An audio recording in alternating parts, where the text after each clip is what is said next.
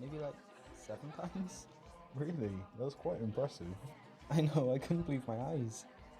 And no one stepped in to help them. No, I think everyone kind of wanted to see how long it played out for. They figured it out eventually, though. I'm sure if it went on for a lot longer, or if it was something more serious, someone would have helped. Or I would have, but being on the fourth floor and that crowd, you know. Yeah, totally.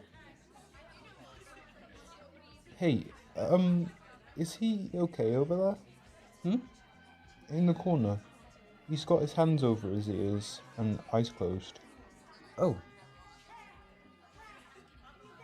Oh. Uh, I'm sure he's alright. I'll just go and check, if you'll excuse me.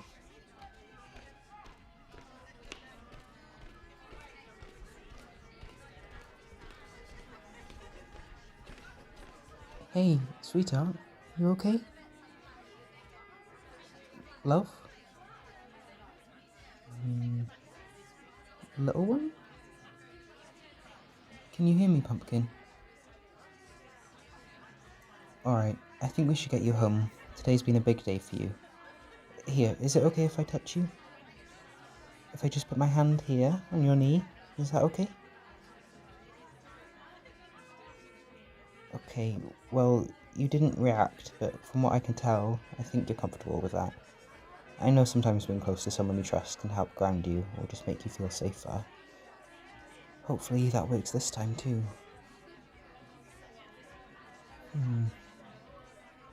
Okay, what I'm gonna do, my love, is I want to try and guide you out, alright?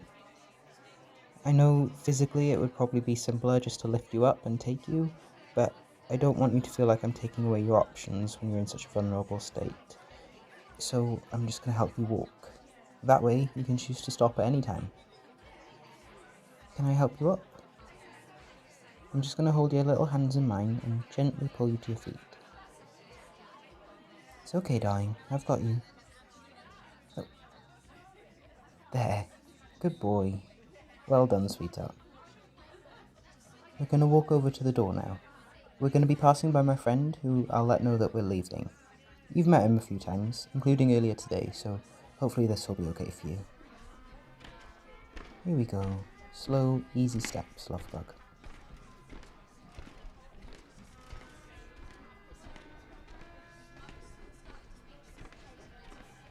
Hey, we're gonna head out, alright?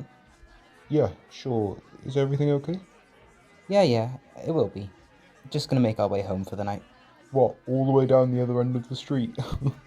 Times like this is when it becomes so convenient to live so close to mates. I know. Enjoy the rest of your night. Cool. See you soon. And you too, little man. Come on, honey.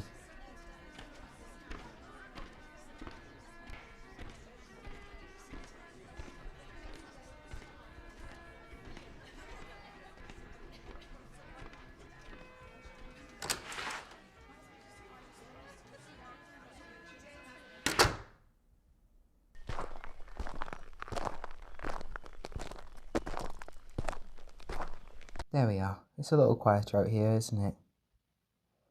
It's okay. We'll get you home now and get you cuddled in your safe space with all your lovely comfort items, yeah? Would you like to continue walking, holding my hand, or do you want me to carry you home, my sweet angel? Making choices probably isn't easy for you right now. I'm pretty positive you're in Littlespace, so I think you would like the care of being carried, but if you don't, just tap my arm 3 times at any point, okay? The safe signal, like we talked about before. Okay, no more talking and thinking right now. I don't want to overwhelm you. Here, let's just lift you up. You rest your head on my shoulder, baby boy. We'll be home very soon.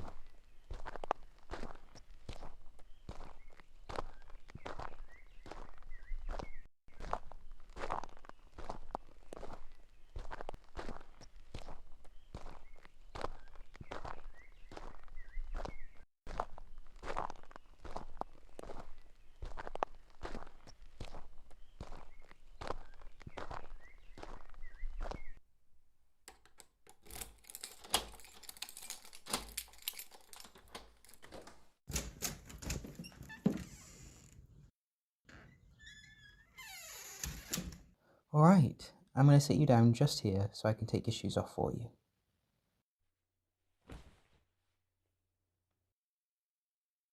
Here we go. And there. Okay, let's go and get you set up in your decompression area, yeah? Come on, here we go. Upsie-daisy. You're okay, my sweet one, you're okay. We'll make everything better, I promise.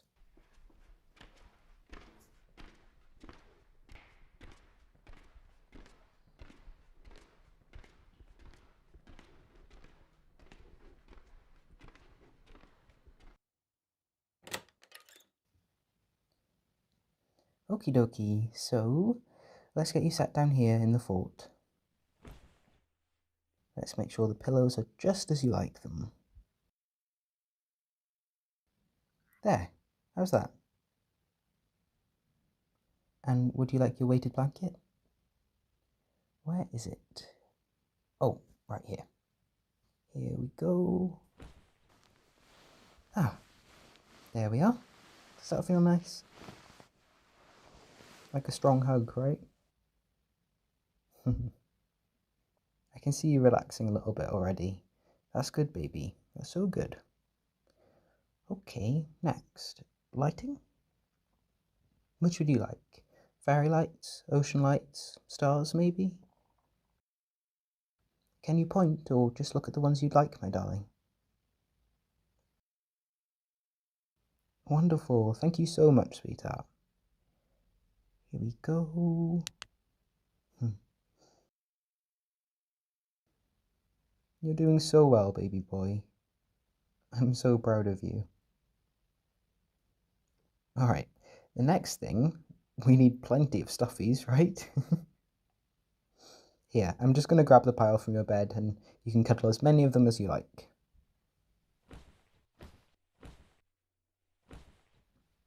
Oh gosh, I think I've lost you in the mountain of fur. Where's my little one? Under this blue rabbit? Nope. How about next to this red bear? Not that either. Where? Oh, there you are. Hi, Angel. You starting to feel a bit better now? Yeah? Alright, can I climb in with you? Only if you feel okay with that. If you'd prefer to be by yourself in your safe space, that's perfectly fine, love. I can? Thank you, Muffin. So, baby, can I ask you about what happened tonight? Did something specific happen, or did you just get overwhelmed from the whole situation? The second one? Just the whole situation? Okay, yeah, that makes sense. It wasn't a huge group of people, but you didn't know everyone there very well, and we had been there for quite a while at that point. There were lots of people talking over each other, and they were playing some music quite loudly, weren't they? Lights? Oh, were the lights too bright there? Yeah, all that must have been really overstimulating. I'm so sorry, Pumpkin. But, you could have come and told me, and I would have taken you home. You didn't have to try and deal with it and hurt yourself in the process. Oh, little one, come here, let me give you a hug.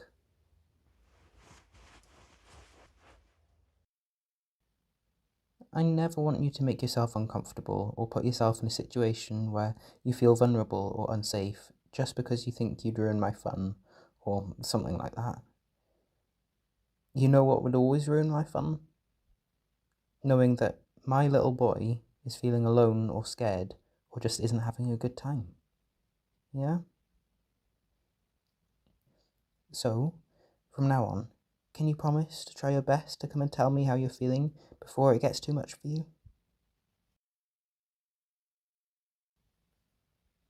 Yeah, you'll try? Good boy. Well done. Thank you. Okay, so I can sense that you're still not quite yourself yet, my love. So can we try one more thing? Mm-hmm. Alright, so in your little bucket over there are all your fidgets. Would you like to pick one? I'd like to read to you for a little while to get your mind to focus on something else, and it might help you to have something to fidget with. Or you can just keep cuddling your stuffies also.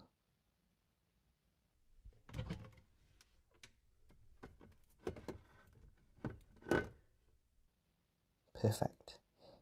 Shall I keep sitting here with you and you can snuggle into me while I read? Or shall I sit out there and you can just lay in here in your own space? Pointing in here? Okay. I'll just stay right in here with you then, and I think...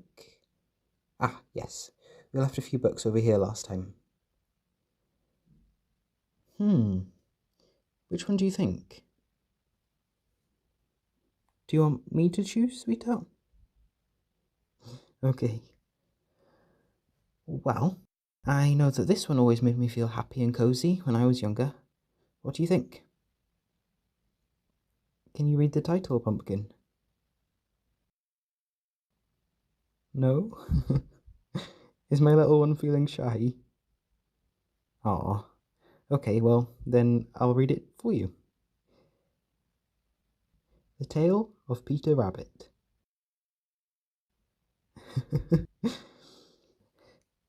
Okay, honey bun, get comfy and just relax. Feel free to use your fidget toy, or cuddle or play with your stuffies, read along, or even just fall asleep. Whatever makes you feel happy, comfy, and safe, alright? Okay, here we go. The Tale of Peter Rabbit by Beatrix Potter. Once upon a time, there were 4 little rabbits, and their names were Flopsy, Mopsy, Cottontail, and Peter. They lived with their mother in a sandbank underneath the root of a very big fir tree. "Now, my dears," said old Mrs. Rabbit one morning, "you may go into the fields or down the lane, but don't go into Mr. McGregor's garden. Your father had an accident there. He was put in a pie by Mrs. McGregor. Now, run along and don't get into mischief. I'm going out." Then old Mrs. Rabbit took a basket and her umbrella and went through the wood to the baker's. She bought a loaf of brown bread and 5 currant buns. Flopsy, Mopsy, and Cottontail, who were good little bunnies, went down the lane to gather blackberries. But Peter, who was very naughty, ran straight away to Mr. McGregor's garden and squeezed under the gate. First he ate some lettuces and some French beans, and then he ate some radishes. And then, feeling rather sick, he went to look for some parsley. But, round the end of a cucumber frame, whom should he meet but Mr. McGregor? Mr. McGregor was on his hands and knees planting out young cabbages, but he jumped up and ran after Peter, waving a rake and calling out, "Stop, thief!" Peter was most dreadfully frightened. He rushed all over the garden, for he had forgotten the way back to the gate. He lost one of his shoes among the cabbages and the other shoe among the potatoes. After losing them, he ran on 4 legs and went faster, so that I think he might have got away altogether if he had not unfortunately ran into a gooseberry net, and got caught by the large buttons on his jacket. It was a blue jacket with brass buttons, quite new. Peter gave himself up for lost, and shed big tears. But his sobs were overheard by some friendly sparrows, who flew to him in great excitement, and implored him to exert himself. Mr. McGregor came up with a sieve, which he intended to pop upon the top of Peter, but Peter wriggled out just in time, leaving his jacket behind him, and rushed into the tool shed and jumped into a can. It would have been a beautiful thing to hide in if it had not had so much water in it. Mr. McGregor was quite sure that Peter was somewhere in the tool shed, perhaps hidden underneath a flower pot. He began to turn them over carefully, looking under each. Presently, Peter sneezed. "Achoo!" Mr. McGregor was after him in no time, and tried to put his foot upon Peter, who jumped out of a window, upsetting 3 plants. The window was too small for Mr. McGregor, and he was tired of running after Peter. He went back to his work. Peter sat down to rest. He was out of breath and trembling with fright, and he had not the least idea which way to go. Also, he was very damp with sitting in that can. After a time, he began to wander about, going lippity-lippity, not very fast, and looking all around. He found a door in a wall, but it was locked, and there was no room for a fat little rabbit to squeeze underneath.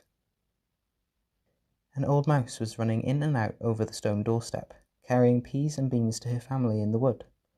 Peter asked her the way to the gate, but she had such a large pea in her mouth that she could not answer. She only shook her head at him. Peter began to cry. Then he tried to find his way straight across the garden, but he became more and more puzzled. Presently he came to a pond where Mr. McGregor filled his water cans.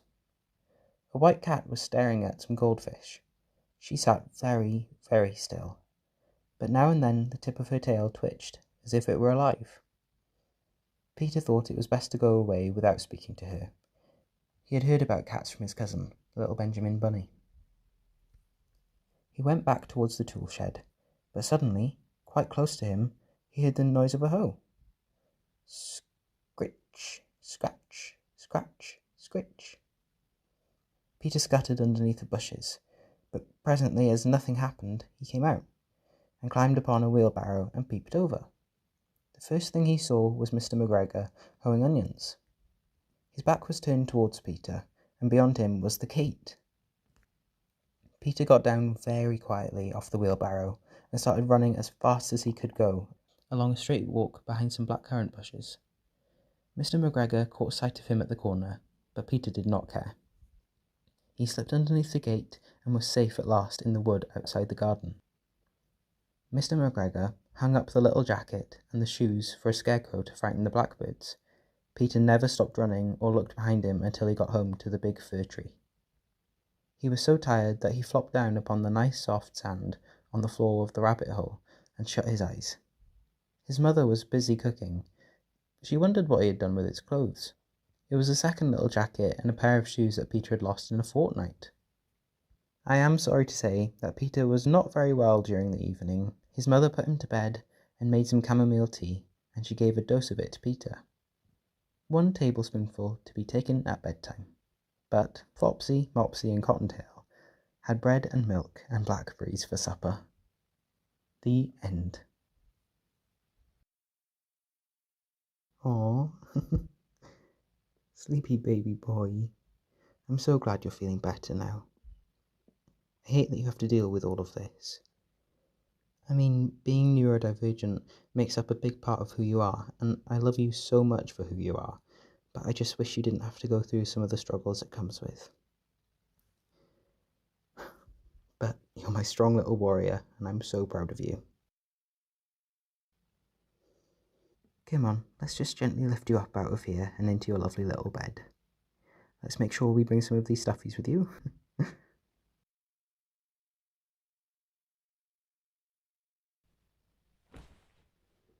There we are.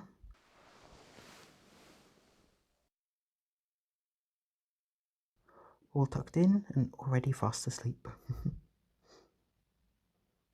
You sleep well now, my darling boy. Night-night.